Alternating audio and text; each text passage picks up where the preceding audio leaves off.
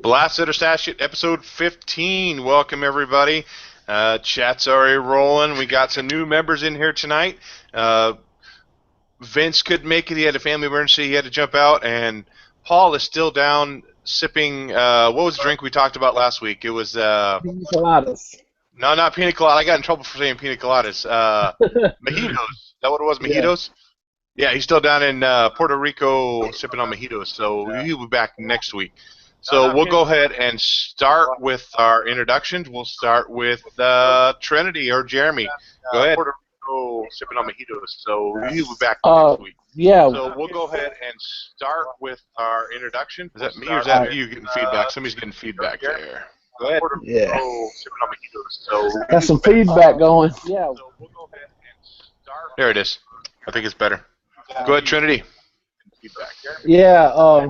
My name is Jeremy. I'm from Trinity Comics. I do Funko Pops, some subscription boxes, and I do comic books mostly. My name is Jeremy. I'm from Trinity Comics. I do. Do you have a movie quote for us? Yeah, I'm still getting a lot of feedback. Yes, I'm getting some too. Yeah, same here. Let me. Do you have a movie quote for us? Yeah, my movie quote is there's only one God, ma'am, and I'm pretty sure he doesn't dress like that. Let me. That's Captain America. Yeah, my movie quote is there's only. I have no clue on that one. Captain America. Yeah. You saying Captain America? That's it. It's Captain America. It is. In the Avengers.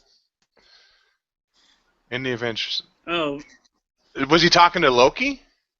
No, he was talking to what's her name? The black-headed chick was on the jet. Thor and Iron Man were fighting. And she says something about him Thor being a god, and Captain America puts a shield on and says, "There's only one God, ma'am, and I'm pretty sure he doesn't dress like that." Oh, that must have been Agent. No, I can't remember. No, not Carter. It's the chick from How I Met Your Mother. Yeah, it's I cannot think tonight. Well, okay, let's say that. We'll jump on into Mike.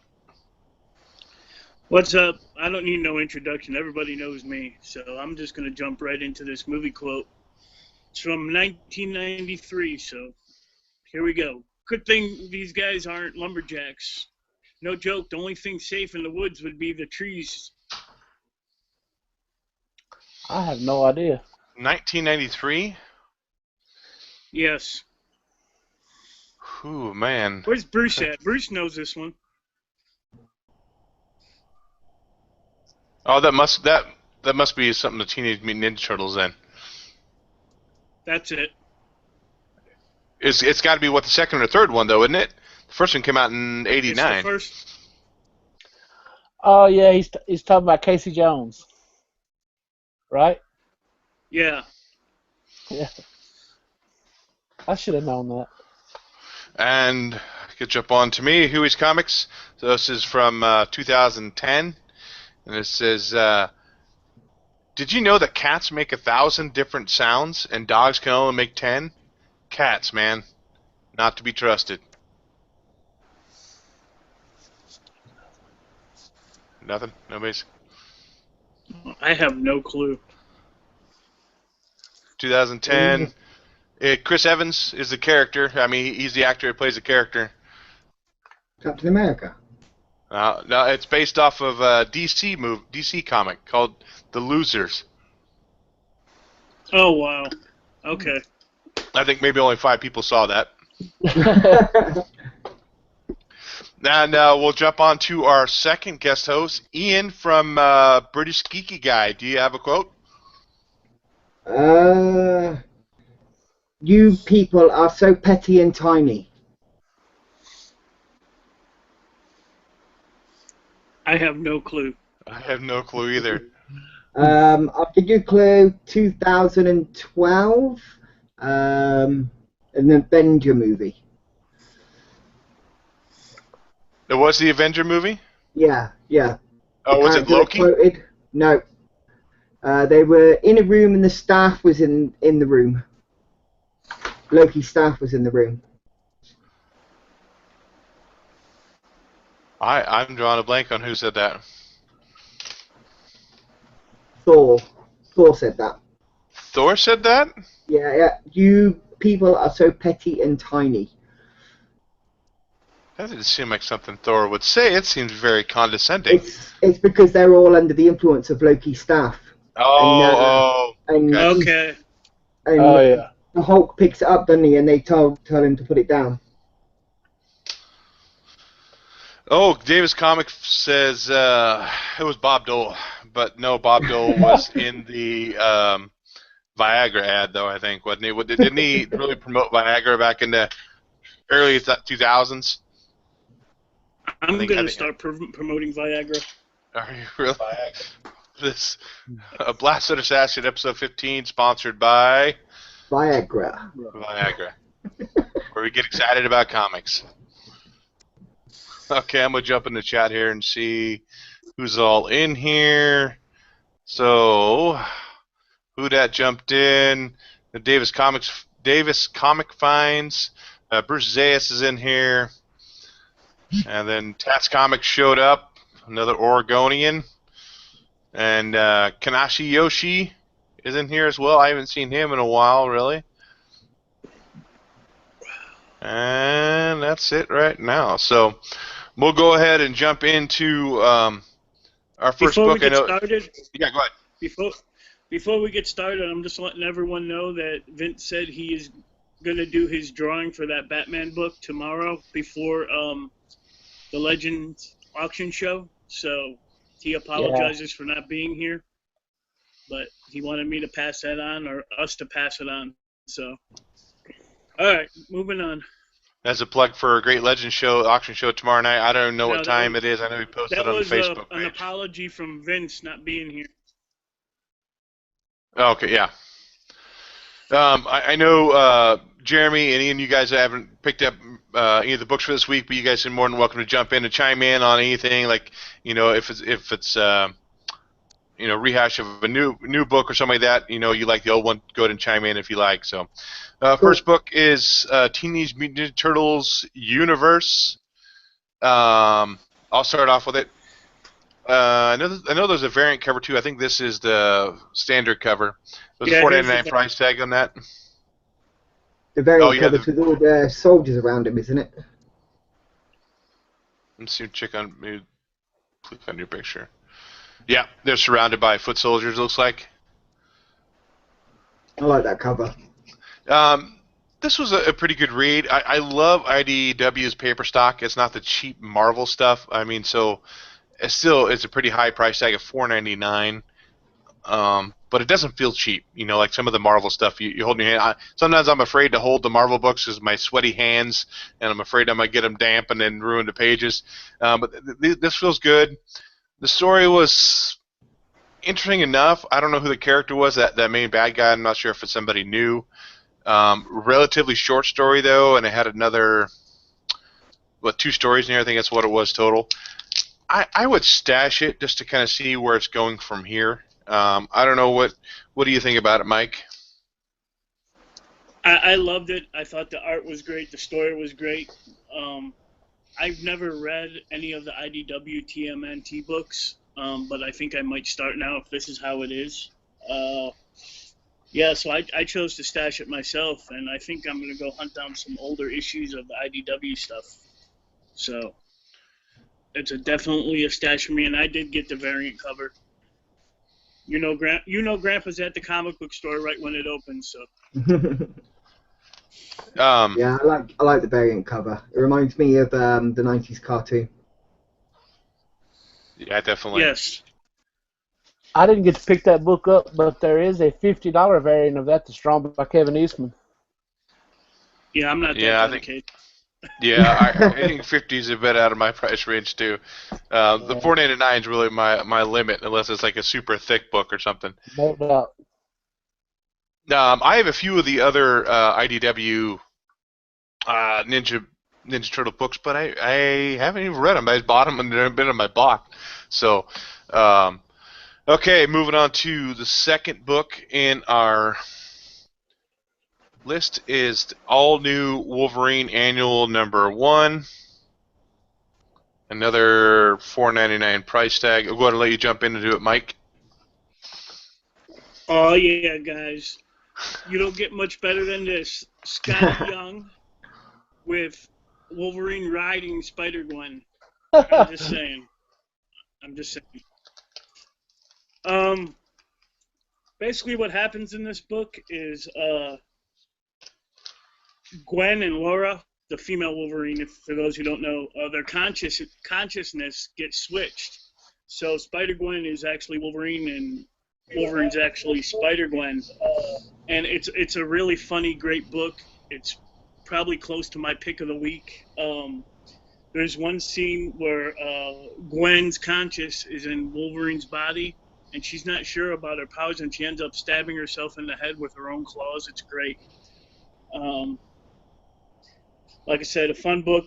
It's got decent art and 2 of my favorite characters, so I'm stashing it.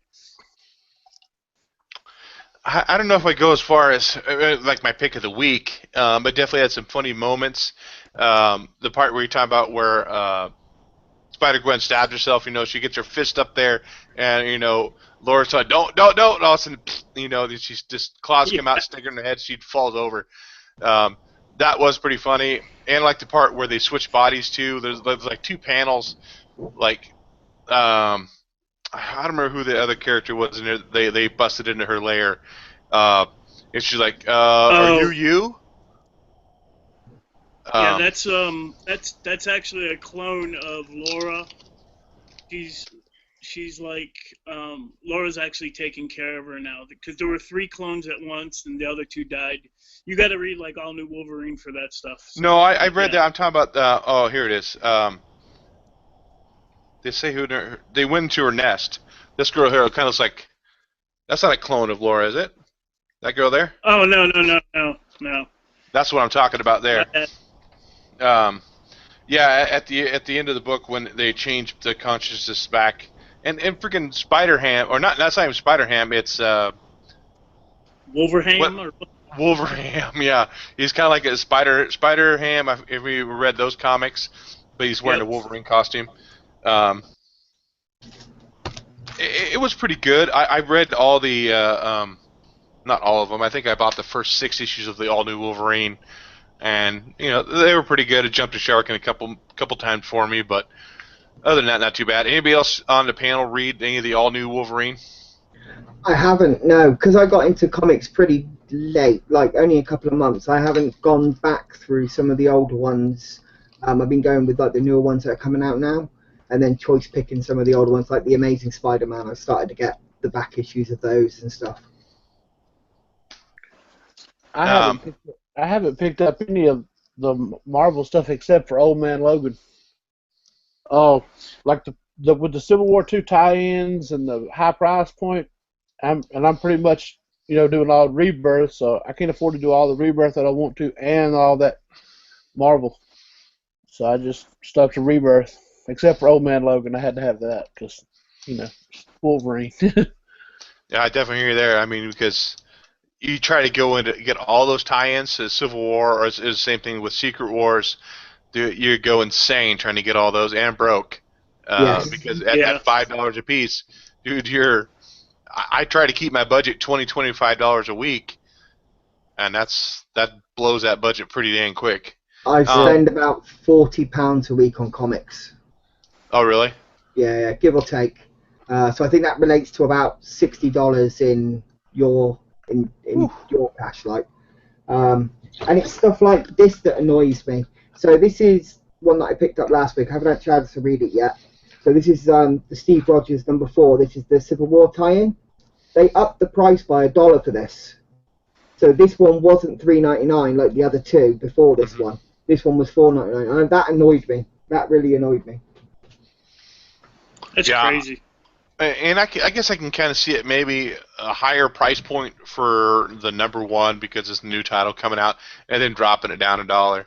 But keeping that, or I don't. It doesn't make sense to go $3.99 to $4.99, and then maybe drop back down again just because maybe Cap's making an appearance in that particular issue. Yeah, exactly. Before we jump into our next book, I was going to do this too, just because maybe some of our listeners or watchers here may not know a whole lot about our guest panel members here. We'll start with you, Ian. Who's your favorite superhero? And your favorite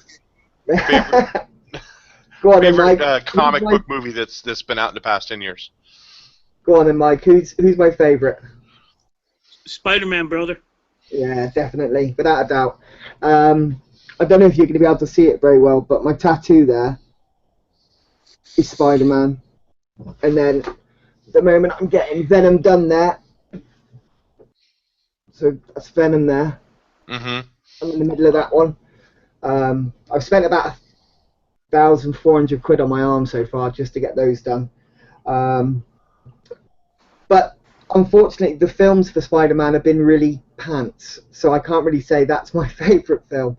Deadpool I've really liked recently. I think that's been a really, really good film. But the original Batman, the Michael Keaton Batman, is probably my favourite film. I like the Joker. I like the way he acted. I just like that as a general. So what's your expectation of the Tom Holland Spider-Man going into his first independent movie? I liked him in Civil War, so I'm hoping that they stick with that sort of frame of reference and not try and change it up for the film and do it in a different way, because the last couple of Spider-Mans have been a bit soppy, and I don't like that. I mean, I know Spider-Man is just a kid and stuff, but they just didn't play him as well as I was hoping. Maybe I have high expectations because he's my favourite character. I don't know. Mm-hmm. Okay, jumping on to you, Jeremy. I think I know your answer for your favorite comic book hero. Yeah, well, I'm going to go two Superman. avenues. For DC, it's definitely Batman. And then for Marvel, it's a tie between two of them. It's Captain America and then Wolverine. And what about your favorite comic book movie in the past 10 years? Okay, again, I can't just pick one. So I'm going to go favorite for DC would definitely be The Dark Knight. Heath Ledger, that Joker will just not be topped anytime soon, in my opinion. Jared Leto didn't come close. No. And for Marvel, I'd have to say Captain America: The Winter Soldier, and it's probably cliche to say this, but Civil War. That movie they knocked it out of the park, because the Russo brothers actually did Winter Soldier and Civil War. Mm-hmm. So that tone just kind of carried over, with Bucky and Cap, and it just I don't know, I really liked it, so that's what I'm going to go with. I think the Spider-Man in Civil War was awesome. I thought he portrayed Spider-Man, his whole I don't want to say immature, but I guess he's still a kid. He portrayed that very well. He's a fanboy too, and I thought that was really played off really well too. So, and Mike, I think that's why he stood out. Tom Holland's Spider-Man stood out like he did, because Marvel actually had him in, because before it was Sony.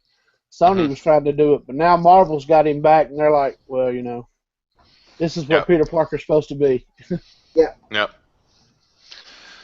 Okay, now we'll jump into book number 3, which is Suicide Squad: War Crimes #1. I'm assuming this is a one-shot. I'm not sure because it wrapped the story up. I mean, they could go into more things, but to me, it's just Suicide Squad. Nothing original. I didn't like the story. I didn't get pulled in. The twist at the end was predictable. The art was okay, but I think maybe I'm just getting burnt out on Suicide Squad. The whole process behind it, the whole team aspect of the Suicide Squad. And to me, Harley Quinn's great to look at. But to me, I don't see where she would fit in with the rest of the Suicide Squad. I mean, she's not an assassin. She's just a crazy woman. And so it's like, she doesn't have superpowers, so it's hard for me to imagine her with this group of advanced people. So, but I'm blasting this. I wouldn't pick this up again, even if they had a second one that went along with it. I wouldn't pick it up. How about you, Mike? I feel just the opposite you do. I thought this book was great. This is what the Suicide Squad movie should have been. There's no Killer Croc in here watching BET. I do agree with you though, Dave, that I don't feel Harley should be in the Suicide Squad. She's just eye candy for the team. That's it.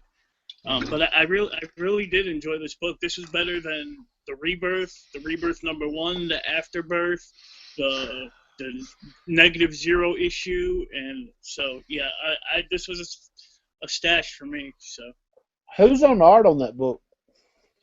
You give me a second, I'll let you know. Because it says Rebirth, and I know Jim Lee's supposed to be on the art for that book. Well, actually, this is just an advertisement up here for Rebirth. This is just a one shot. Yeah. Artists are Gus Vasquez and Carlos Rodriguez. Yeah.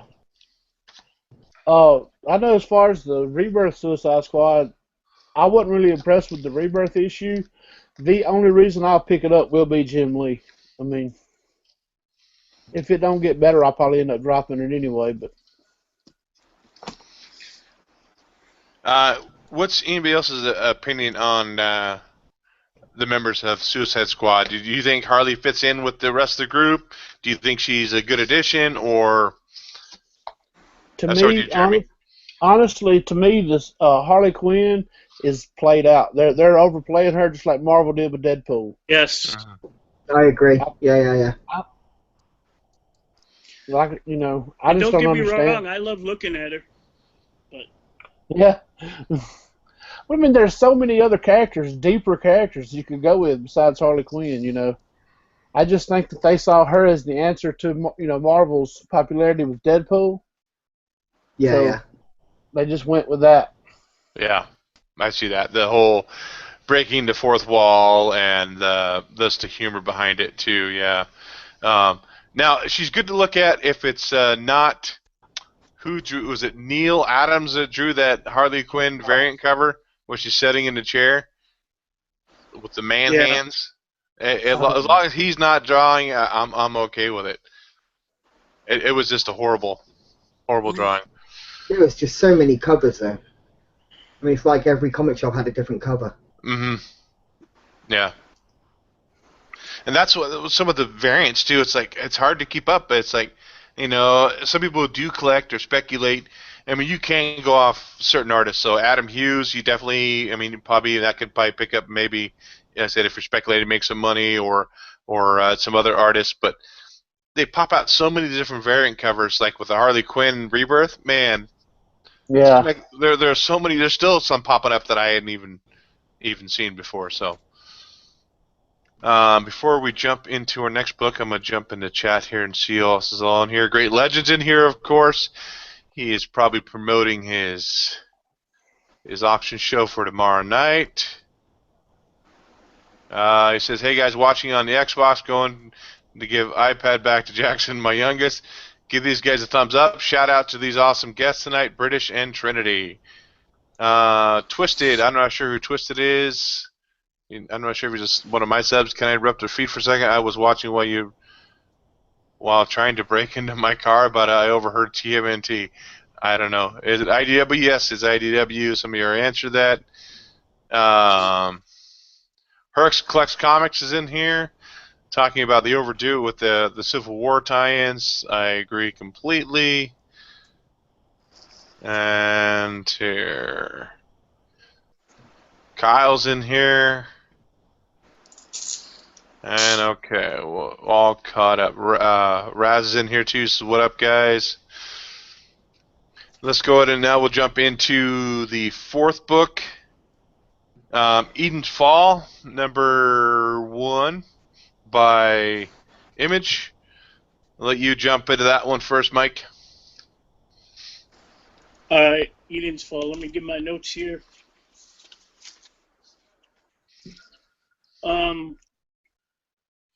Right at the beginning of this book, we're introduced to a lot of characters really, really fast, and I thought I would be confused, but as the book went on, I wasn't. One of the problems I had with this book, it feels like they stole an idea from Marvel's last big event, that whole Pleasant Assault on Pleasant Hill crap. So there's a town like that in there, and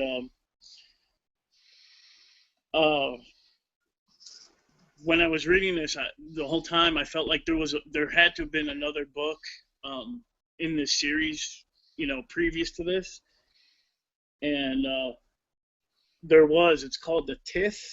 The Tithe, spelled Tithe, and so. But this book was really good, so I want to go pick up that, read that, then I want to read this book. So this was a stash for me. It's a stash for me. It kind of reminded me. Now the plot's a little bit different from Briggs Land, which I think we reviewed that a couple weeks ago. Kind of the same premise. There's a group of people that the government trying to find. They're kind of outlying, but did have a twist at the end a little bit.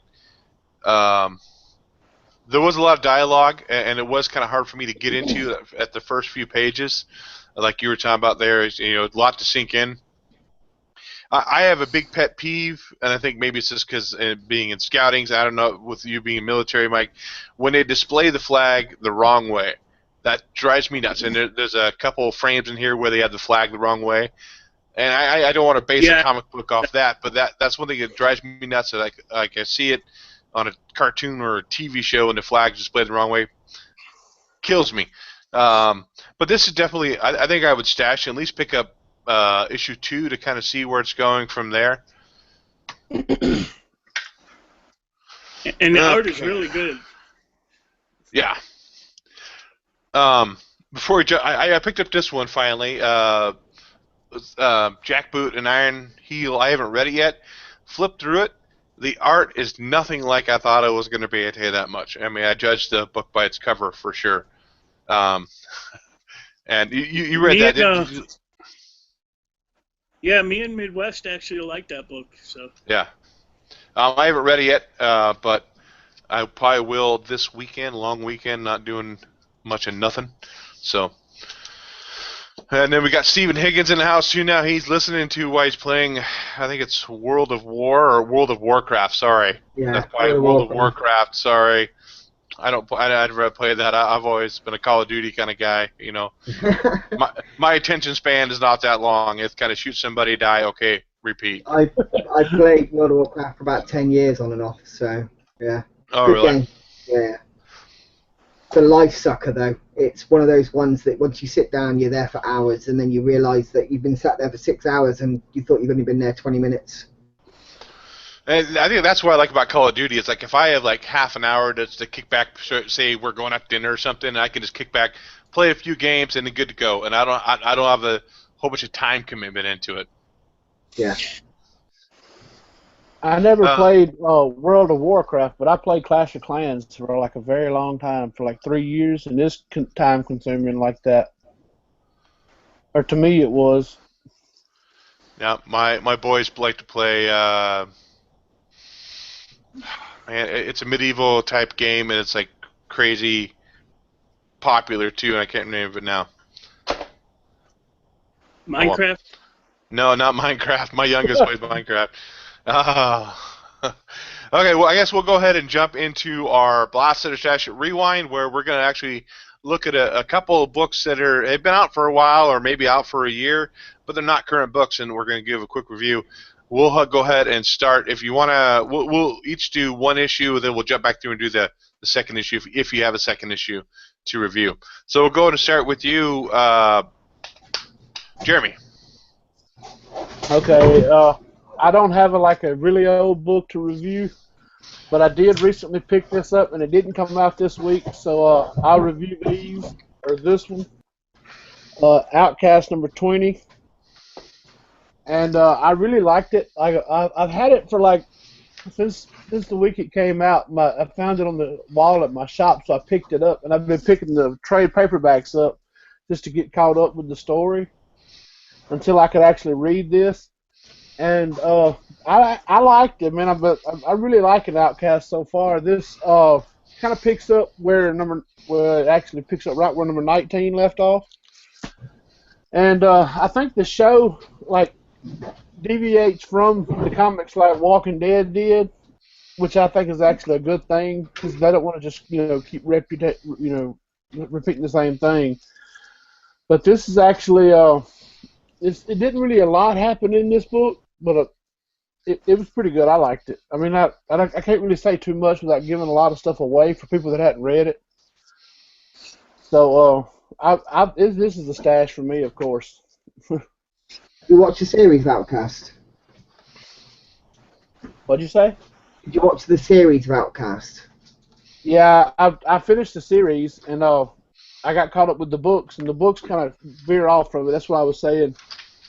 Like a lot of stuff that happened in the show never happened in the books, and a lot of stuff that happens in the books doesn't happen in the show. So I think it's hard to relate comics into shows. I mean, The Walking Dead's the same, isn't it? They kill people off in the comics, but they haven't killed them off in the shows and stuff, which has sort of alienated them against comic book people, really, hasn't it?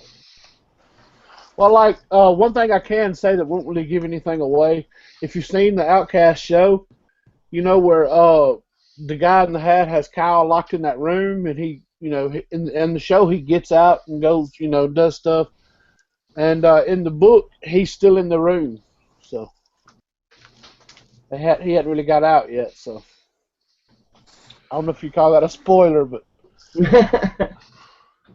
I might have mentioned it before. I was listening to a podcast with Kirkman, and he was saying he actually loved to be able to go back and revisit the earlier Walking Dead and tweak it a little bit because, now that he's a little bit older, he can kind of maybe see how this would work better in the TV show versus the book. And like, I don't know why I didn't think about that sooner. Yeah, okay, this would work better here. So it's kind of cool that he's able to look at his old stuff and kind of look where he could improve on it and make it better.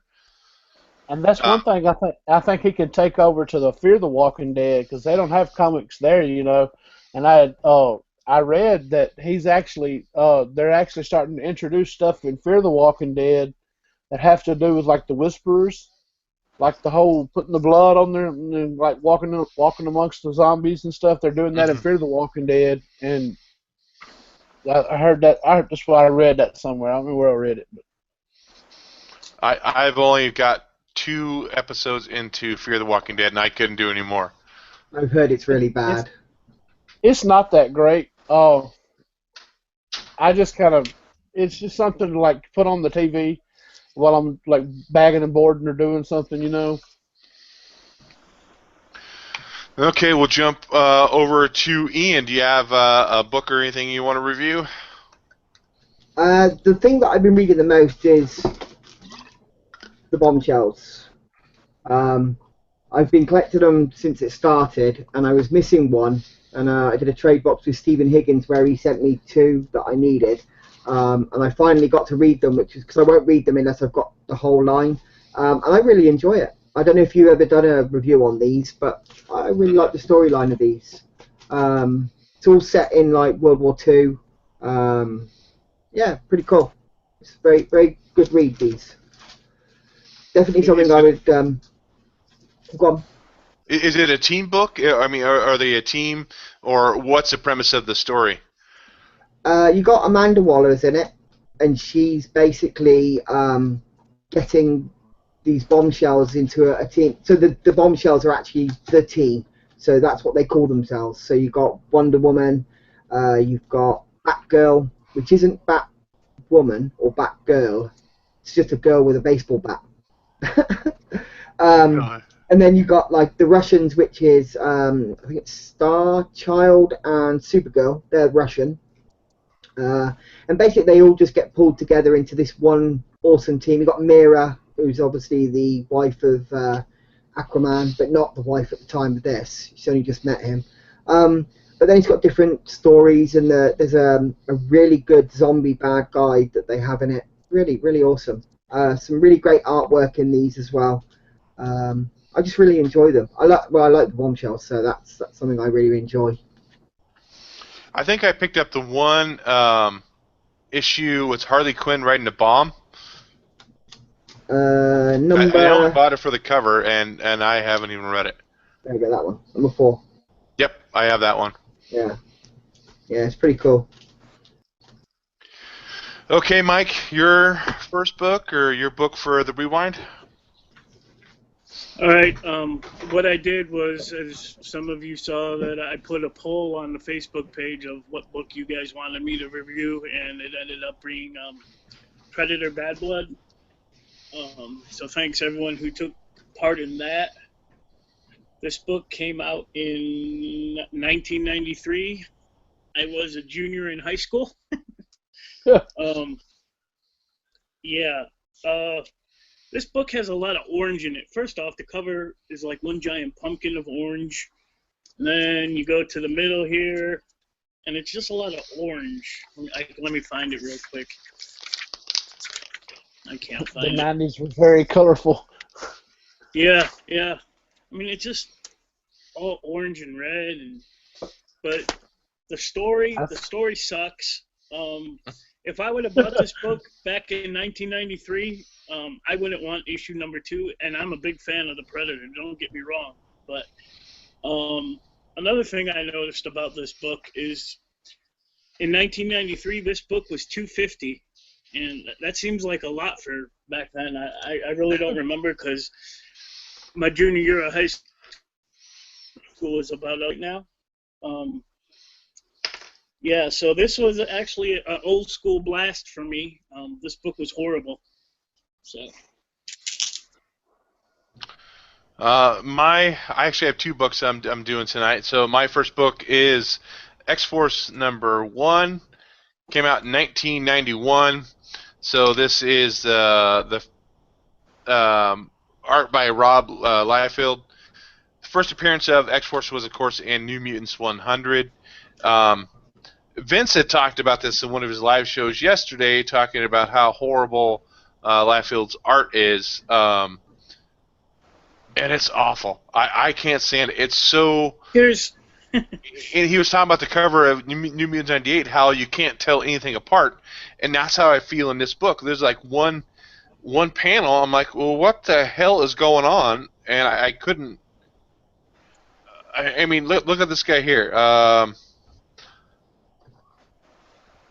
Look at his thighs are freaking huge, and long legs, short torso.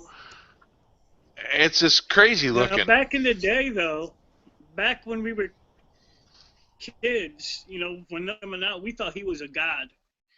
I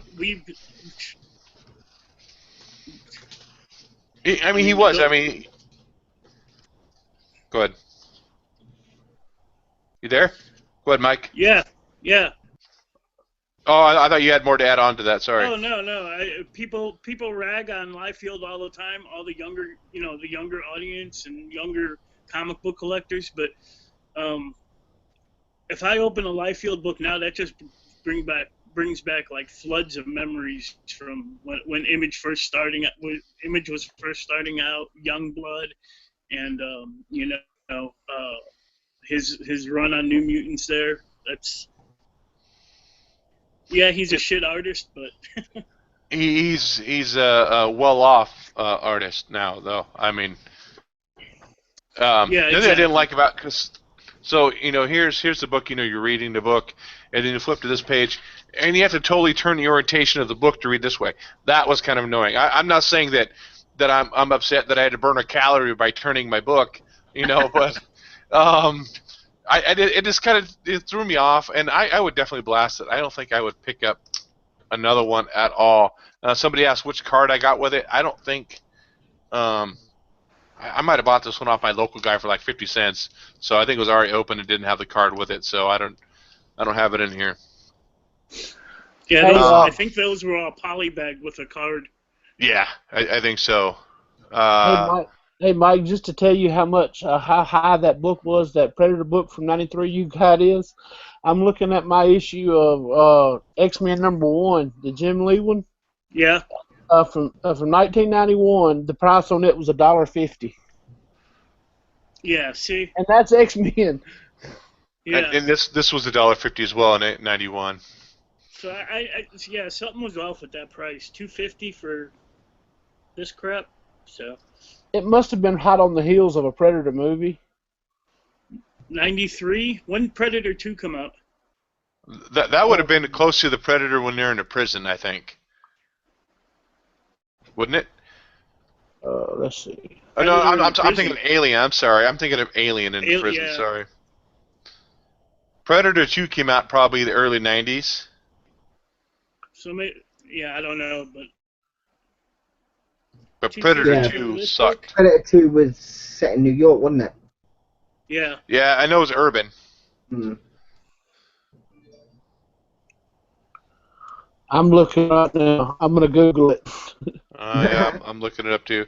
1990 is when Predator 2 came out. Yeah. Now, the first Predator I with do have Schwarzenegger, another. magnificent, some good '80s stuff there. Get to the chopper. But, Mike, Get down. Too. you like Predator 2? No. I I did. It like was okay. I liked it because it was different. Doesn't hold a. Yeah.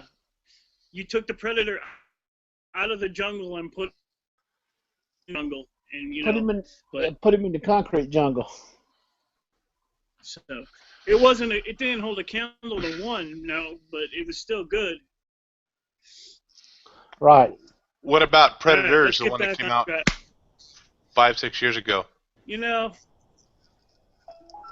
Predators. Is that the one with I went to the theaters and saw that, and hated it. And it came out on Blu-ray, and I bought it and watched it, and it's okay. Predators? Is that the one where it's got that I can't think of the guy's name, but they're like on this planet. They're like taken and put on this planet with the Predators. Yeah. Yeah. I thought it was. That's the guy from King Kong, isn't it? The guy with the big nose. Yes, it is. Same guy played in King Kong, yeah. Yeah.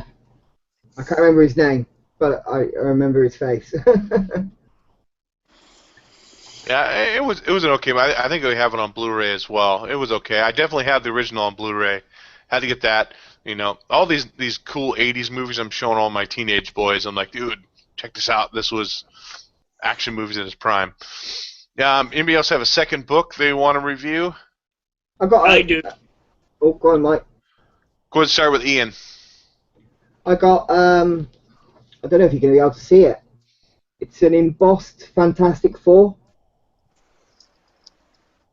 No, I can't see it. It looks just like oh, I can see a little bit there. Yeah. It's issue number 371. I haven't read it. This is the first time I've actually taken it out of the bag since I bought it, because I bought it at a Comic-Con.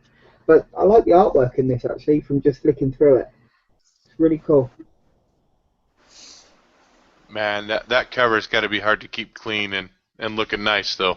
Yeah, I've just checked up the price. It ain't much expensive than what it was when it first came out. It was $2 apparently, and it's only worth $3 now. $3.83. So yeah, but I picked it up because I thought it was really cool. I hadn't seen a comic like this before, so I was like, yeah, wow, I like that. But yeah, very different. Really cool story. I wonder if Legend has that one. I know he's a big Fantastic Four fan. Oh, I don't know. I'll have a look. I think he has. I don't know if it's every Fantastic Four of the first series or not, but I know he has a crap ton of them. Well, the second print of this one was an all red cover, so it was an all red embossed cover. So. Oh, Comic Noob says what up. He jumped in the chat. What up, Hey, Noob? Comic Noob. What up, YouTube? It's Comic I got one last week that Mike might like. I don't know if you've got this one, Mike. Oh, that's cool. I do. You do, yeah? Do, and that is actually that. Speaking of that book, that's actually a prize in my Heatwave contest. Oh yeah, is it? One of the prizes. Oh, nice. Yeah, I picked it up. It's Scotty Young, all new Ghost Rider, but I thought it was really cool. Yeah. Cool. I won the. I think I got the animal variant of that book from you in the Spider Grandpa's Box of Wonders. You did. Yeah. And that's the first appearance of Ghost Rider, right? The new Yeah, Ghost Rider, the Robbie Reyes one. Yeah. who's going to be in Agents of Shield. So You got your second book there, Mike? yes, it's actually I wasn't sure who was going to be on the show. I thought it might have been just me and you, Dave. Yeah. So I read this. I was sitting there waiting for you to call me in, and I read Grizzly Shark #1. This book is freaking hilarious, man. So it's very cartoony drawn, but it's some funny stuff. It's basically a shark living like a grizzly bear, eating everybody. So I had a good time reading this. This is a stash for me. I want to go pick up issue #2 tomorrow before work. So it was just a quick read. I think that came out this year sometime. So I think so too. I think Rob Weisguy really promoted that book. I think he read it and really liked it as well. That'll be made into it a was film. hilarious. So my second book is Punisher #1. This is the first book of the Unlimited series. So this is just following the 5-part miniseries. This is out in 1987. Art by Klaus Janson and story by Mike Baron. So, of course, everybody knows who Punisher's first appearance made in Spider-Man 129. It's going to be hard for me to say, yes, I'm going to blast this because I'm a big Punisher fan and I'm kind of biased. And so, you know, typical Punisher, you know, all the other superhero characters, they come in, oh, you can't kill him, don't kill him, blah, blah, blah. Freaking Punisher comes in with a bazooka and blows the room all to hell, you know, killing everybody and pulling a gun on people and shooting them. So I would definitely stash this if I were to read this today. But again, too, like I said, I'm a big Punisher nut. So that is my second book. Did you have another one, Jeremy, or no? I don't have another one. Okay. But I have a question for you. Yeah, go ahead. Okay, since you're a big Punisher guy, have you seen Daredevil season 2? Oh yeah, big time. John Berthenel is supposed to be at the Rose City Comic Con next weekend. I'm debating on putting $50 aside just so I can get an autographed picture of him. You know, I don't know. I'm still debating that. I said it's my birthday weekend too. Maybe I can talk to him and say, hey, dude, it's my birthday. Give me a little love. I don't know if that's gonna work or not. He may just tell me to pound sand and leave. Well, I'll tell you, man. From what I hear, he's a exceptionally cool guy. Mm-hmm. Like, I follow this channel. I don't know if anybody else watches it. Mike, you might watch it because you like Funko Pop's original Pop Stop. Yep. Yes. They do. Did you see the episode they did on there? I don't know if they did it in an episode or they talked about it on a Periscope, but they were on the Periscope. They were talking about they was at a Comic-Con, and one of the guys was walking through the crowd, and he saw John Bernthal walking through there with a hoodie on. Just nobody even noticed who he was, and he was like, "Oh my God, it's John Bernthal!" And John Bernthal turned around, and looked at him, and fist bumped him. Yeah, I saw that. Yeah. I was really hesitant to have him play the Punisher because, you know, in the comics, Punisher's a pretty big dude. You know, he's like 6'4", 6'5", you know, weighing 250 pounds, so fairly big guy. And he's not a very big guy, but I think he pulled it off. The psychological part of Punisher, he pulled it off very well. And I mean, he's got some acting chops, and so he did great. And I'm actually looking forward to. I think they're doing a independent series or just a Punisher series for Netflix. I've seen a teaser. I'm not sure if that was fan made or what that was, but I'm definitely looking forward to if they do have one. They are definitely doing it. Oh, then I'm on board for sure. Okay, so before we jump into questions and stuff, we will jump into Shut Your Funko Mouth with Grandpa, and then maybe some quick wisdom from Ian too, another Funko aficionado. So, Mike, we'll start with you. All right, shut your Funko mouth. I really didn't have a lot of news this week until just like an hour before the show.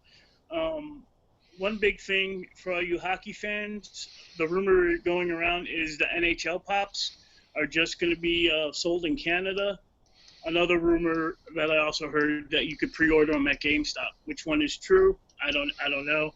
I don't see them just selling them in Canada because there are a lot of NHL fans in the U.S. So we'll see where that goes. And Five Nights at Freddy's. I don't know if there's any fans of Five Nights at Freddy's. I'm not. I don't know if you guys are, but No. there's a bunch. There's a bunch of pops coming out for that game. There's going to be a ton of exclusives. If you guys want to know what the exclusives are, I'm not going to get into it. Just hit me up because I have a bigger section to talk about. If there's any fans of Dragon Ball Z, I know Anime Asia has an exclusive, a Super Saiyan Vegeta.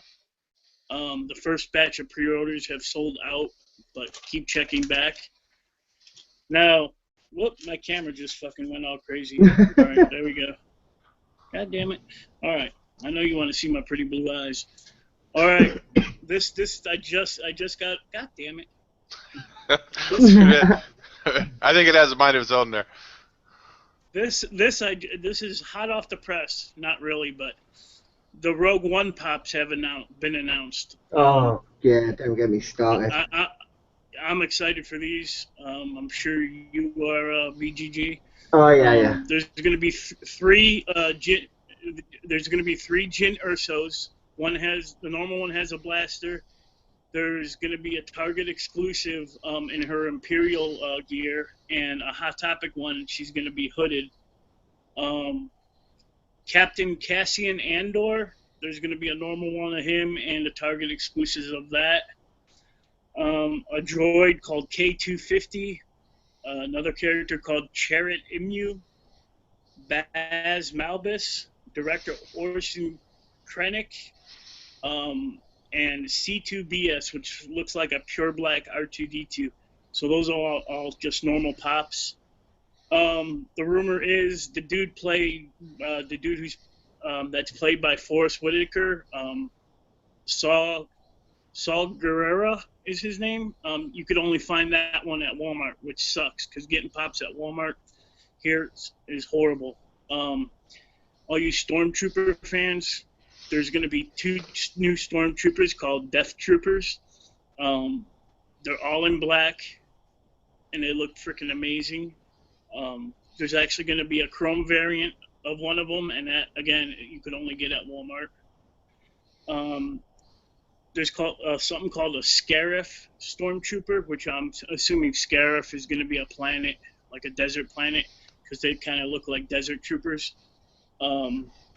There's going to be a normal one, and Walgreens will have an exclusive one with like ranking stripes on it. Biston, I'm not sure what character, they didn't have a picture up for that one. Biston is going to be a FYE exclusive, and two new Darth Vader pops for all you Darth Vader fans. One's going to be just a normal Darth Vader, no lightsaber, nothing. And the GameStop exclusive, he's actually going to be in his Force Choke mode. So that's pretty cool. And that's it for Shut Your Funko Mouth. Lots of new Star Wars pops coming, so I'm 19 of them, isn't it? What's that? 19 they're doing. 19 Yeah. Star Wars ones. It's a lot. Yeah. Do you have any other Funko news there, Ian, that you may shed upon us? Well, Everything. I picked up a pop. This will be I haven't even showed it on my channel yet. So, but it is my favourite wrestling character of all time. I finally got my hands on it, which is Bret the Hitman Hart. And, you got Bret Hart, nice. Yeah, awesome. So this just takes me back to my childhood. I used to watch this all the time, the WWE back then, or when it was WWF.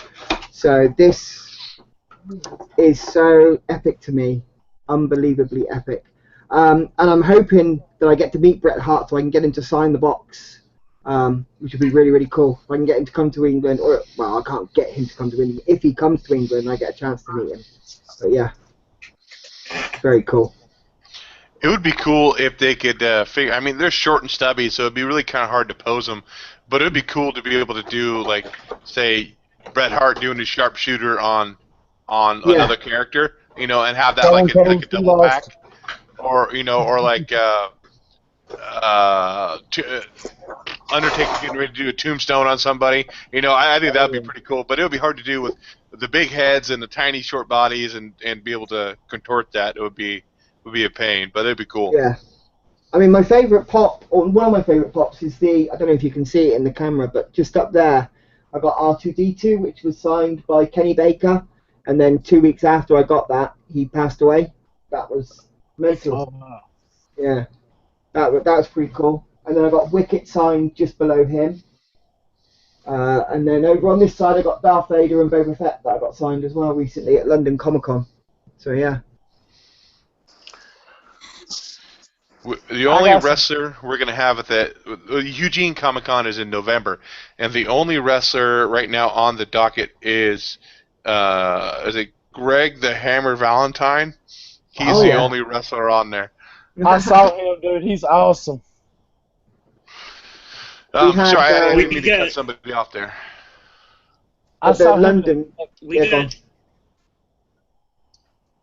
I saw Greg. We got Jake the Snake Roberts at ours Comic-Con. Oh, wow. I saw Greg the Hammer Valentine at my local Comic-Con, and I just stumbled upon this. They were having a Q&A, setting it up. Me and my buddies just walked up and sat down in the chairs, and we didn't know what was going on. Greg the Hammer Valentine come out, and they was doing a Q&A. So he sits down, and the guy's like, asking the crowd questions. First guy asked him, says, who hit the hardest? And his answer just totally floored everybody. I did. Oh, really? And then there wasn't a lot of people there. They was asking other people to ask another question. So I raised my hand. They picked me, and they was like, I asked him. I said, "What's your favorite match you ever wrestled?" Because that was just off the top of my head. I totally wasn't expecting to ask him a question, And he said, "Well, I couldn't say none of them would be my favorite because they all hurt." He said, "But the one that hurt the most was the dog collar match with Roddy Piper." Oh, nice. Yeah. When I went to London Film Comic Con, they had Edge. What did they have? $1 Million Man. RVD was there. Hacksaw Jim Duggan was there as well. They had quite a few wrestlers actually there. It's quite cool. Awesome. So does that wrap up all your? You're gonna shut your Funko mouth now? You're all wrapped up with Funko news? I am going to shut my Funko mouth. Okay. I'm done. I have one piece of Funko Pop news. What's that? Funko Pop news is I'm planning, if nothing goes wrong, to be on the Great Legend show tomorrow night selling a couple Funko Pops. So if anybody likes Funko Pops, come holler at me. Do you wanna show us what you're selling? I don't. Is that a surprise? I don't have any. I don't have them like close to me where I can get them right now. But I'm selling a Amazon exclusive Captain America 75th anniversary, and I think I might have a Civil War 2-pack to sell too. Okay, cool. I picked up a few Walgreens exclusives today, so I was pretty stoked to find that because my Walgreens never carries Funkos, and I just happened to go in today. So. Oh, I've got a hint for those people that collect minis. They've just released the horror mystery minis, the series 3. I've heard that the top layer are all the 1 in 6. You'll get 2 of each of them, of the 1 in 6 at the top. Head for the bottom. I've heard the middle left is the rare one. So in the box itself, like on the shelf, the display box? Yeah. Don't go for the top shelf because the top level of the box is all 1 in 6. They're all doubles at the top. Oh, okay. And then the second layer's got all the rarer ones, but the one in the middle left has got the rarest one. The 1 in 72 or the 1 in 36 will be in there, in that slot. Interesting. I never thought about them packing a certain way. I thought they just threw them all in a box and, maybe do like one rare one in there. I've been watching videos on it, and people are just going mental because these 1 in 6, you'll get Jaws, and then you get Jaws, and then you'll get Elvira, and then you'll get Elvira, and then you'll get the other one. I can't remember what the other one was, and then you'll get that one again, and you're like, what's the point, man? one in 6 just makes it so much of a pain in the backside to get. Yeah, you actually posted a Elvira pop, didn't you, Mike, on our Facebook page? Yeah. I'm not sure when that's coming out, but I have to have it. I'm assuming it's probably around Halloween. I would think. I mean, just being kind of a horror-themed thing. But definitely a big crush on Elvira growing up. I mean, and still to this day. I mean, what Cassandra? What's her name? Cassandra. I remember her name. I don't even know. Who was that used to sing that song? Was it the Oak Ridge Boys? Elvira. Oh, Papa Mama. Yeah, I think it was Oak Ridge Boys or it was the Oak Ridge Boys. Yeah. Okay, so let's jump into some of Cassandra Peterson. Thank you, Buckshot. I'm still waiting for my Star Wars Marvel Collector Core box. My Spider-Man one. Still waiting for it. Yeah. Still waiting. Holy Christ. Yeah. Fucking bullshit, man. That was supposed to be my birthday one. Sorry for my language. It was my birthday last month, and I was hoping to get the Spider-Man box to go with my birthday, and I'm still waiting. Apparently it's been shipped. I have a question for you. Do you get any Funkos over there that we would not see over here at all? No. The Star Wars ones. You know, the Star Wars convention ones? Mm-hmm. We had some of those. There was a 6-pack of the Civil War 6-pack. There was 6-pack or 4-pack? No, 5-pack. It was like a 4-pack, I think. A 5-pack. 4 or 5. 5-pack, yeah. It had Agent 13, and that only came out in the Disney stores in the UK, well, in Europe. So, and that was only limited to like 500 or something. And people were buying them for, I think it was £50, and they were flipping them instantly online on eBay like for 90 quid or something like that. It was freaking insane. But no, I have a huge trouble getting some of the pops that I really, really want. Like when they bring out like mystery minis, not mystery minis, the Fallout mystery pops. That I want those so badly, but I'm not willing to risk buying them and getting the shipping cost, because the shipping cost is insane at the moment because of the Brexit at the moment. It's made all the prices of comics and pops and everything go up. Where I was paying £2 for a comic, I'm now paying $2.25 for a comic because of this Brexit. And of course, I'm buying 20 comics a week, so that's a lot of change that it's gone up. Yeah, definitely. But yeah, it's getting a bit expensive. And then pops and stuff, like I used to go to Pop Culture to get a lot of the rarer ones, but even they've ranged. They've gone from, I think they were like £8 and 50p, and then about £6 to send, and they've gone up to like £11 and about £8 to send. So it's gone up by so much just because of this Brexit. It's incredibly being a pain in the arse being in England because it's such a small place. And then I get stopped by customs and they charge me £60 for customs costs or something like that. It's freaking insane. I couldn't imagine. I sent some books up to what's his name? Guy who lives in Canada, and that cost me a good chunk of money to send the books to Canada. I couldn't imagine sending them over to England. Yeah, Stephen Higgins sent me a trade box over. It got stopped by customs, so I had to pay, I think it was something like £26 when it came over. But it cost him $72 to send the box in the first place. Oh. So not only did they charge him $72 to send it, they then charged me £26 to actually get it, because the weight of the box and the price and value, they valued it more, so they charged me more. It's insane. Wow. Customs are a bunch of assholes. Kyle says the same thing. It's crazy in New Zealand as well. Okay, so we'll jump out of Funko news and stuff. We'll jump into some movie or comic-related stuff. So Ben Affleck, I think he's the director for the independent Batman film that's supposed to be released. So he released, or what's that? I've heard that. Yeah, I've heard that. So he leaked a video on his Twitter feed about, I'm not sure if it was a test video or what it was, but it was Deathstroke.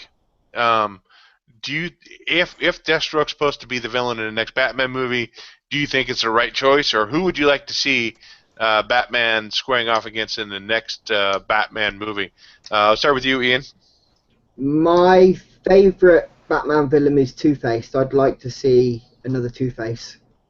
I just think they used him in the Trilogy 3, but I don't think they used him good enough. I think I'd like to see him a lot better, a lot more mental with his coin and stuff like that. I'd really like to see that.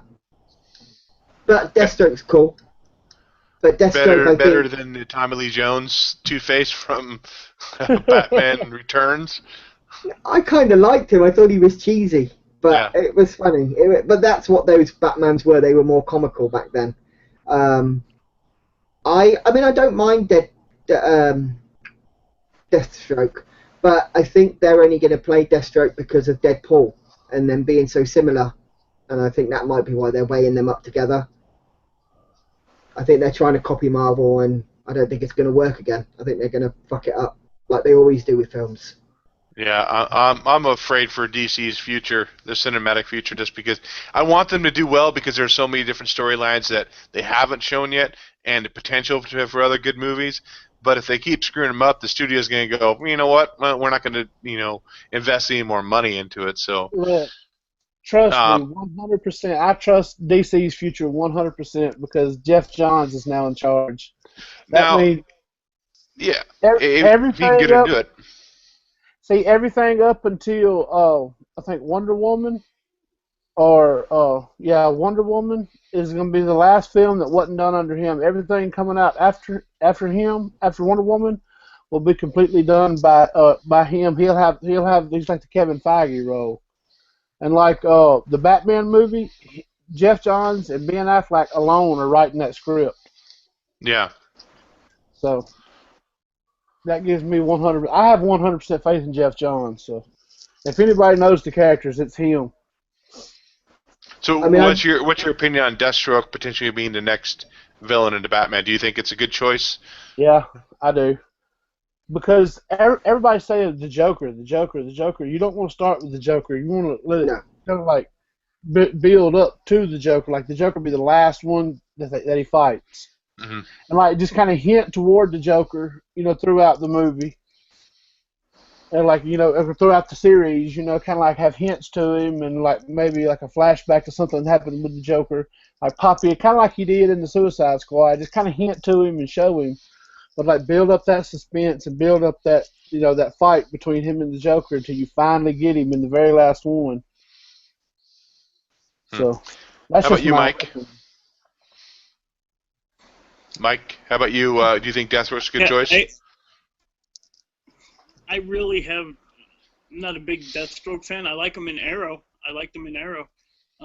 But I would rather see them go with like do Poison Ivy justice. I do too. Thurman shit. Yeah. Yeah. No, I agree. Do Poison Ivy. Do a Man-Bat. I don't know. Not Man-Bat. You could throw Man-Bat in there for like a second, Yeah, true. Oh, have you seen the guy that they're talking about playing Deathstroke? No. The guy from True Blood.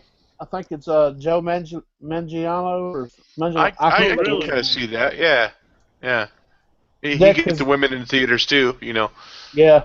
See, there's this theory that there's a couple of videos you can go watch. This guy named J-Roar, and he talks about it. But he was talking about how, like, a day or two before that Ben Affleck dropped that, then that actor went on in Twitter and followed Jeff Johns. He followed Zack Snyder, I think it was. Like he followed like some of the DC directors and stuff. And the same thing happened with the guy that's directing the Flash movie. Like a few days before it was announced that he was going to take over the role of director on the Flash movie, he started following people that are doing that are working on DC movies. Who Dat's just brought up a really good point in chat. He's actually said it'll be two villains because Deathstroke's a mercenary, which means someone's hired him, which means there may be someone behind the scenes. Probably Amanda Waller. Yeah, to me, it's if we're looking at who's playing Batman, Ben Affleck. I mean, he's a little older, so I don't know who they would throw in because they definitely wouldn't throw any like year one. I mean, they could. I'm not saying they couldn't, but if you want to kind of follow the comics, you're not going to be really any of his earlier foes.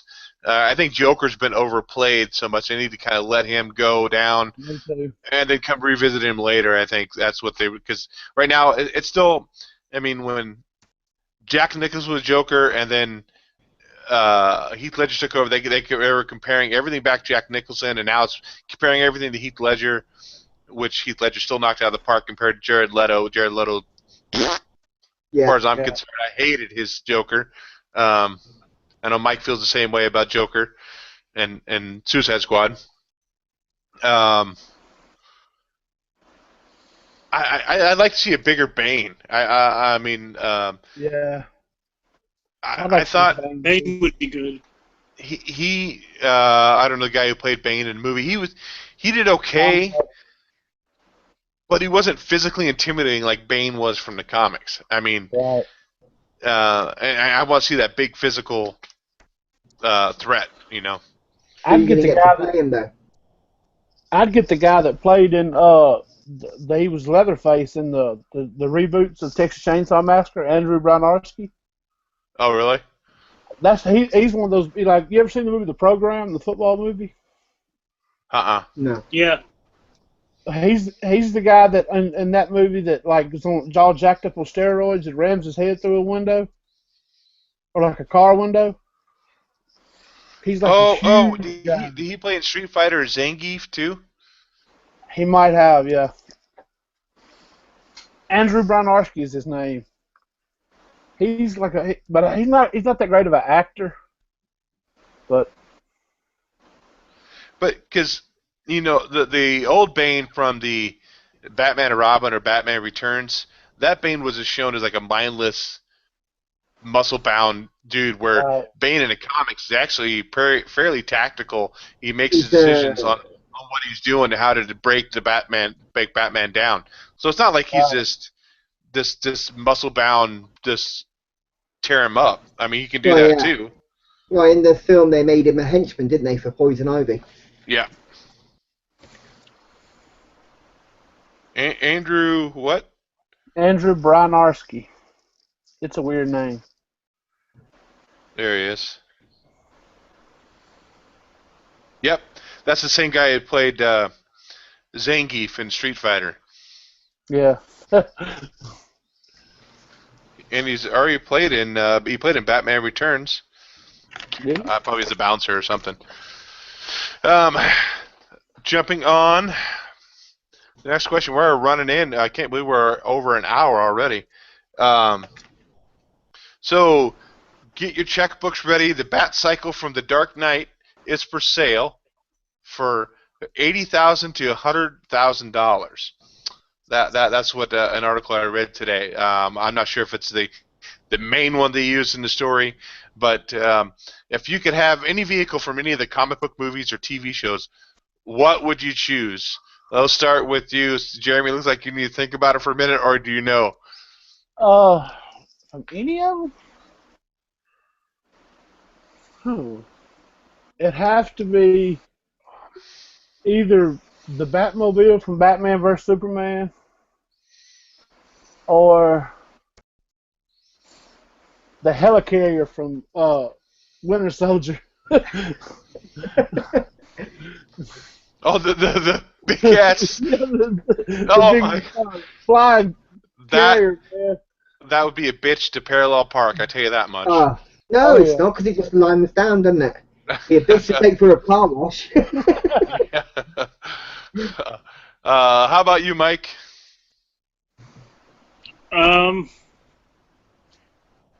Shit. Damn these on-the-spot questions.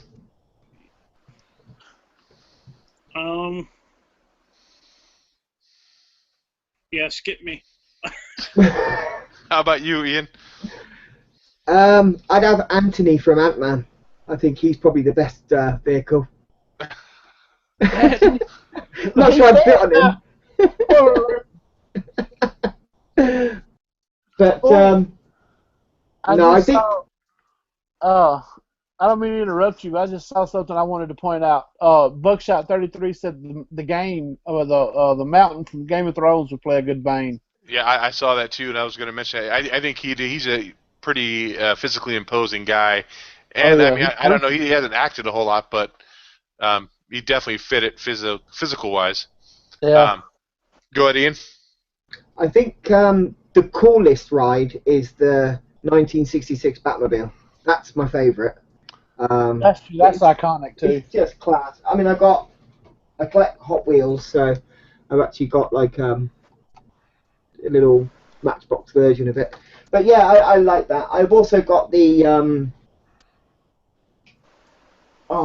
the Jada Batmobile from the Batman Superman, which I think is also a really cool version of the Batmobile. I think all the versions of Batmobiles have been pretty cool over the time, but the 1966 one takes it for me. The one I used to watch when I was a kid. So if you get the Ultimate Edition of Batman vs Superman, they got a little documentary on the special features. Yeah. About that Batmobile that actually tells, like, they actually built that car to run like in the one of those deserts. They run those races in the desert. Oh yeah, the Paris Dakar type thing. Yeah, like the Baja things. They built that car to actually run one of those, so it actually runs and will go down the road. I definitely have that. Who dat says the Spider-Man car, which was only in 2 issues of Amazing Spider-Man? I've actually got. Actually, he's got a new one right now. Oh, does he? Spider-Man. That's my Spider-Man car. Yeah.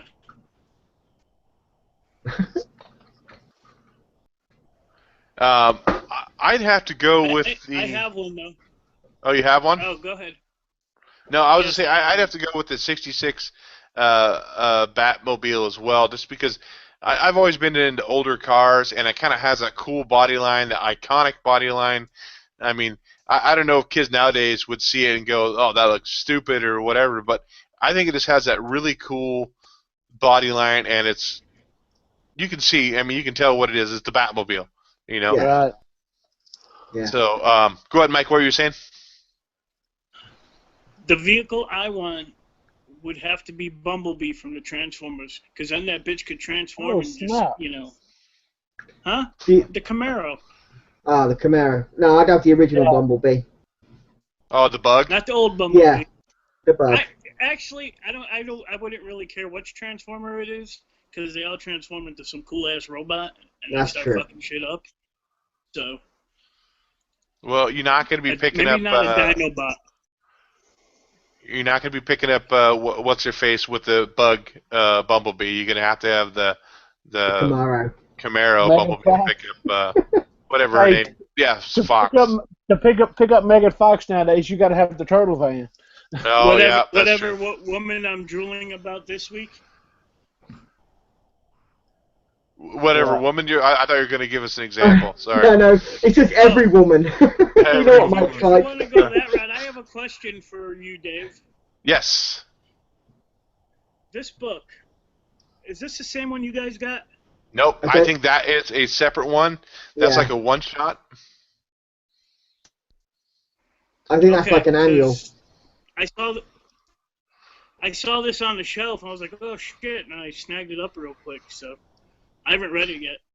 I don't think so. I don't think it's called Last Rites. I think that is like a one-shot, or it's a different story, or maybe I don't know. I only have the first one that Vince actually sent me that one. Because on the bottom here it says Grindhouse edition. I paid $8 for this, so I haven't read it yet or nothing. So, but all right. And then I got to look up one thing real quick. Next bit of news. Someone said an AT-AT from Star Wars would be their vehicle of choice. I have a little bit of a movie news we didn't discuss. Go ahead. The Justice League Dark movie.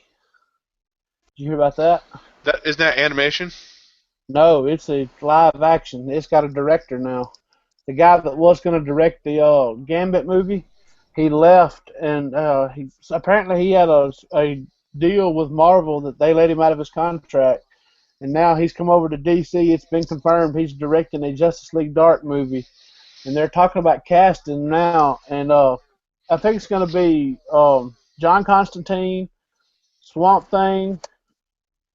I can't think of the other two characters, but they're talking about casting John Constantine. They're throwing in Colin Farrell's name, and what's the guy that played Obi-Wan Kenobi? Ewan McGregor. Mm-hmm. They're throwing his name around a lot too.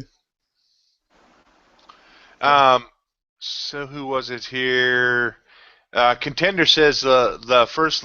I'm not going to pronounce it. Try to pronounce it because I butchered it every single time we reviewed it on that show. Leomata. There you go. Yeah. It's that the first one we reviewed is the one shot, and this must be maybe part of the ongoing series. And is this last rights? And that may be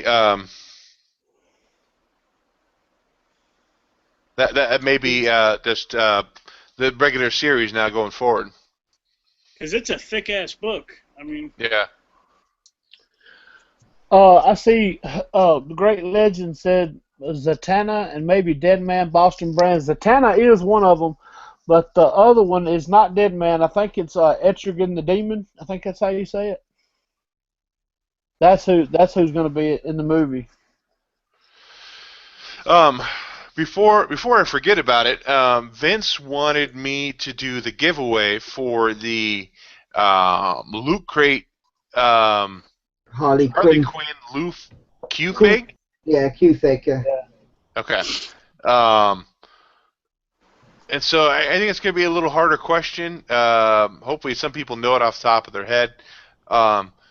But are we eligible to win? What's that?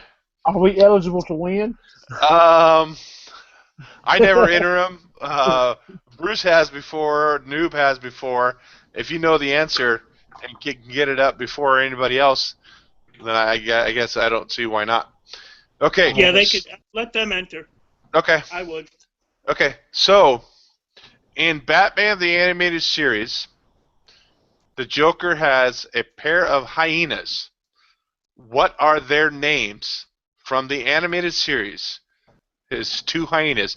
And the first one to pop it up in the chat will win that. Good question.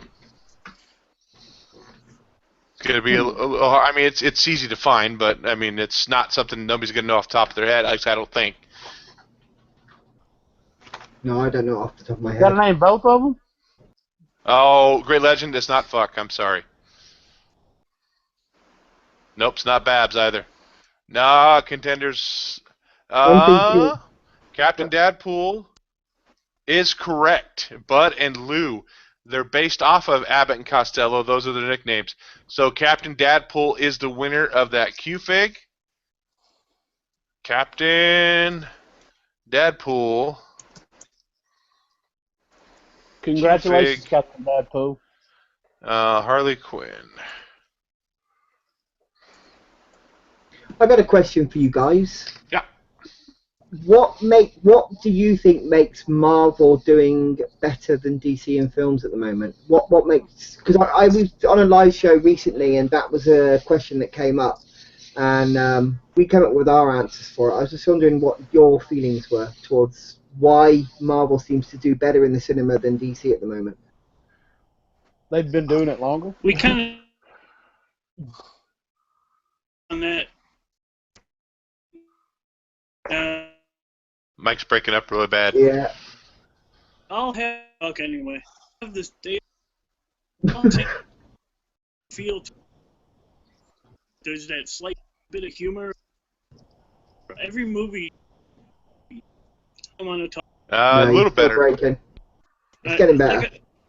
Like I was saying, you know, all the Marvel movies, they all feel the same. You know, they're funny at times, and then, you know, serious at times. I don't know. You go from Batman versus Superman, which is super dark, and then I don't know. Maybe Dave could explain it. That's the thing, though. To me, though, like, I guess that's subjective because I know, like, a lot of people like hated on Batman vs Superman. I loved it, and they actually came out and said Batman vs Superman was supposed to be that dark and dreary to give you like this sense of there's no hope and all this. So when they come out with the Justice League movie, they can bring that hope and that color back to the world. But the Batman v Superman, I thought it was an okay movie. They tried to cram too many storylines into that movie. That's the problem with it. Why I think Marvel's doing better than DC? I think because Marvel has that head guy, has Kevin Feige, that's kind of saying, yeah, they have different directors, a different team doing the movies, but he's the one that's kind of like controlling everything, saying, hey, this is what we're doing. Hopefully, what Jeff Johns can do with DC. I mean, that's what I really hope that's going to happen from there. But I think beyond Batman, though, there's not really a whole lot of characters that I think people relate to in DC. I mean, in Marvel, you have Captain America, you have Spider-Man, you have Wolverine, a lot of good characters that people really like. Where if you look at DC, you got Batman, Superman. I don't know. I guess he's fairly popular, but nothing compared to what Batman is. And so I guess it's kind of hard to do that. That's why I don't think they could do another Superman independent movie without trying to throw Batman in there, trying to get more people in, because the first Superman movie or Man of Steel kind of flopped. So that's my opinion. Another thing I think Marvel benefits from is their universes are connected. The TV is connected to the movies, and that's what I think DC should take a book from Marvel and go a page out of the book from Marvel and connect them, because they've already came out and said that their TV and their movies don't cross over. Okay, well, why did they make Arrow quit using the Suicide Squad? Because they had a Suicide Squad movie coming. If they're not connected, that doesn't make sense. Yeah. Yeah. That's like Deathstroke. Deathstroke was awesome on Arrow, but that's why basically they've come out and said, or I've read this, that they came out and said that's why they took him off of Arrow, was because they had plans to do something with him in the movie realm. So we kind of came up with the theory that Marvel's characters were more believable. They're set in the real world, whereas DC characters seem to be set not so set in reality. So Gotham City doesn't really exist, and Metropolis doesn't really exist. Whereas all of the Marvel sort of universe does relate to New York or to. So it's more grounded to humanity rather than far-fetched, and we found that that's why Marvel seems to do a bit better, because people relate to Marvel because it's set in the real world, whereas DC is a little bit more made up sort of thing, because they make up Gotham City, they kill it in series, definitely. DC blows Marvel out of the water when it comes to series. Gotham, Punisher is Marvel, obviously. And what else? Arrow, Flash, they're all really good series. But when it comes to movies, they just make them too far-fetched that people can't relate to them. And that's what we came up with anyway. But the DC animated movies do real well. Yes. But I think that's because they're more closely knitted to the actual comic rather than what they write in films. Right. The only Marvel show, like as far as like TV show, that I would say does relatively good in my opinion is Daredevil. Daredevil is just, that's why I think Daredevil is the reason that I know.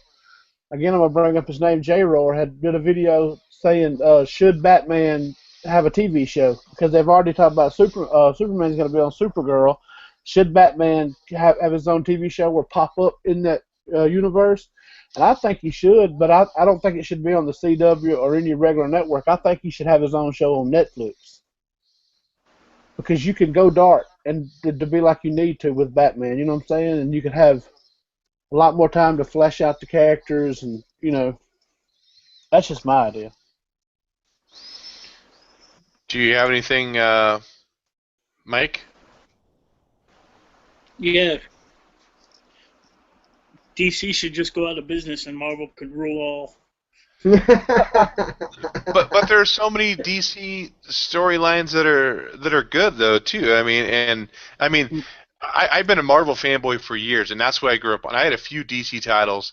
I'm really starting to get more into DC now. I mean, I've always been a Batman fan. I think most everybody who knows comics knows Batman and is a Batman fan. Um, but there's so many different storylines that I don't even know from the DC universe that I'm so afraid we're going to miss out on too in the cinematic side of it. See, the thing is, I think DC has an amazing amount of bad guys, but they have to relate it, like you said, to either Batman or Superman, and that's the trouble. Whereas Marvel have got an array of characters that they can use, but they also, each of those characters have an array of villains that they can use as well. And they're not just set with one, like Spider-Man's bad guys aren't necessarily stuck with him. Kingpin has actually been in, as we know, has been in Daredevil, so you've got Daredevil and Spider-Man that can now team up. It's just one of those things, they cross all the barriers to make them all together, whereas DC, not so much. They have some amazing bad guys though. I'd really like them to maybe do a film on bad guys, just bad guys alone, which is, I suppose, Suicide Squad. Or Thunderbolts for Marvel. Are you talking about this a bad guy movie in general, or are you talking about this for DC? Well, DC. I really like the Two-Face, Riddler, the classic bad guys, and I'd really like to see them brought into this century with a really, really decent storyline. It doesn't necessarily have to be with Batman. I mean, I'm assuming they'd have to do it with Batman because I don't think they fight against anybody else, do they? There isn't any other. I mean, Superman couldn't fight Two-Face. Now the Riddler, there's a character that I'd like to see in a Batman movie, like done right. Yeah. Like if you've read the New 52 Batman, the 0 Year arc, man, you need to look that up, dude. That's Scott Snyder and Greg Capullo. They killed it, man. That whole New 52 Batman run. I got the trade paperbacks, but I liked it so much that that's actually what got me back into reading comics, and I want to go back and pick up the single issues now because the 0 Year was it's basically Scott Snyder's version of how Batman became Batman, and you know. It's very weird. I mean, I just think Marvel characters are more relatable. You could believe that Spider-Man got his powers from a radioactive spider. You could believe that the character. You can put yourself in that situation on Marvel, but with DC, they're always outlandish. Like Superman is an alien from another planet. Bruce Wayne is a billionaire who trains himself to be the best he can be, sort of thing. So it's kind of, they're just more relatable. You can put yourself in that situation rather than DC. Wonder Woman, she's an Amazonian. Aquaman is a mer god type person, or a merman. Yeah, I think that's why I like we talk about like Spider-Man being relatable. I mean, he had all the same problems that every teenage boy has, and so you can relate to that. Not every teenage boy has their parents killed by a mugger in an alley, and has $1 billion given to them, Yes, so exactly. yeah, I definitely see that. I'm always worried about Spider-Man though. Well, it's Spider-Boy, because he wears such a tight costume and he sees Mary Jane quite a lot. You'd sure there'd be lumps there that you wouldn't know about. You can't hide that in a costume like that. There's a special web that's right there that kind of conceals everything. Let's see. I have one more question on my list here, and that is, so an article, Stan Lee said his least favorite comic movie portrayal of a character was, I forgot the actor's name, but Doctor Doom in the first Fantastic Four movie. To me, that's not even the worst. I actually like that Doctor Doom because he looked like Doctor Doom, from the comics. And the Fantastic Four movie, I don't think it was that bad. It has some cheesy moments, definitely dated now. But who was your least favorite portrayal of a character in a movie. Ian, we'll start with you. Oh, I'm gonna have to think about that one. Go to someone else. I'm gonna have to think. Okay, Mike, you have a couple on deck? We actually just some of us have done this contest for. I forgot who had this contest. God damn it. The worst. God damn it. I can't think of what I said now. Shit. We need to jump on. Just jump on to Jeremy. Do you have any? Me? That's easy. What's his name? Played Lex Luthor in Batman vs Superman. Oh, yeah. I can definitely see that. I hate that Jesse Eisenberg. Yeah. I can't stand him anyhow. And anything other than that zombie movie, Zombieland, he did pretty good in that because he kind of fit the whole anxiety-ridden character. Right. Other than that, I can't stand him. That and the Facebook movie was good that he played in. He played Mark Zuckerberg in. Mm-hmm. He played that pretty good, but that Lex Luthor, man, to me, Gene Hackman's Lex Luthor. Yeah. Mike, did you figure it out? Yeah. Airborne Sapper. This was a question in his contest. What was your worst, pick of comic-related movie portrayals? And my pick was actually Megan Fox as April O'Neil. Oh yeah. Yes. Buckshot brings horrible. up a good point. Arnold Schwarzenegger's Mr. Freeze was terrible. That whole movie was shit. Yeah. Bane was horrible. Mr. Freeze. The Riddler? No, I'm talking about in that one movie with them. Poison Ivy was okay. I mean, she was okay. Wasn't the greatest. Wasn't there another villain too? Or was that those three? Those three, and it had Batgirl in as well, didn't it? Yeah, Alicia. Batgirl was in there. Yeah. Probably her last movie role. Okay, so did you have yours, Ian? No, I think the cheese makes the character.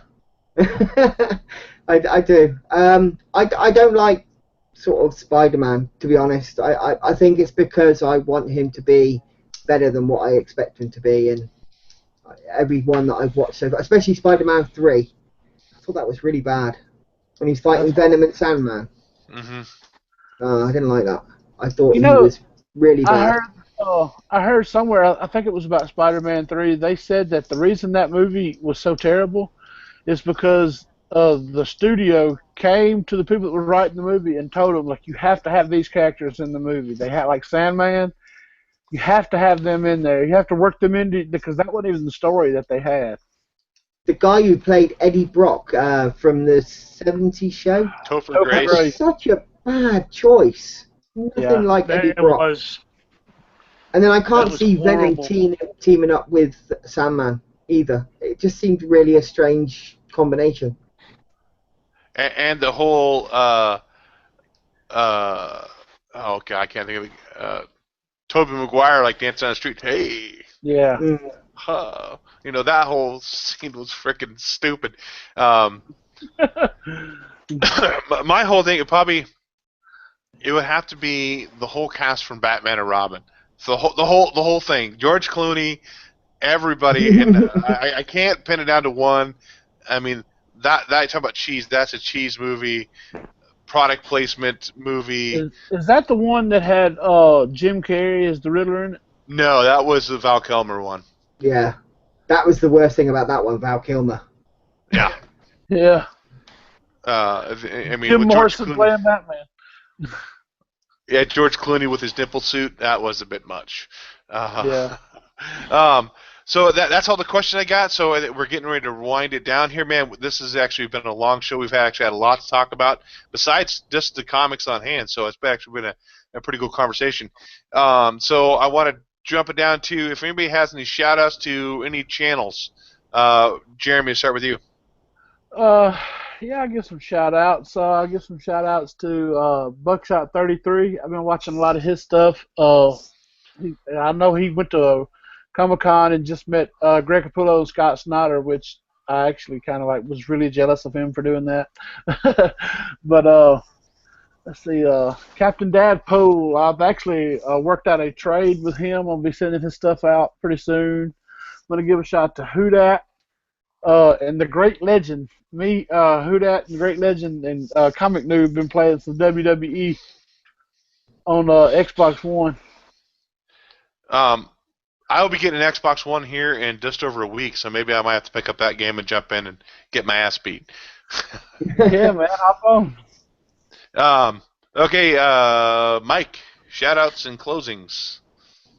All right, guys. There's like 4 different contests going on right now. Louis Joel, Airborne Sapper, Semper Fi's got one going on, his zombie contest, and myself. Oh, I still need So to you enter guys, that. yeah. So you guys who haven't entered already, go out there to all these channels and get entered into. Everybody's got great prizes. A couple people have just hit 100 subs. That's Rez. I don't know if you guys are subscribed to her. She just hit 100, and again, Captain Dadpool. I want to give a shout out to him. He just hit 100. And Mr. Rigamortis 86. He's been putting out some great stuff. He puts out a lot of videos, so go sub him up, guys. I watched a video where he got his comic stuck in his mailbox too. Yeah, yeah. And I want to thank Ian and Jeremy for coming to our show, helping us out tonight. And Anytime, mate. Anytime. Yeah, anytime I'm available, I'll be down to jump on anytime. Ian, how about you? Do you have any shout-outs and closings? Yeah.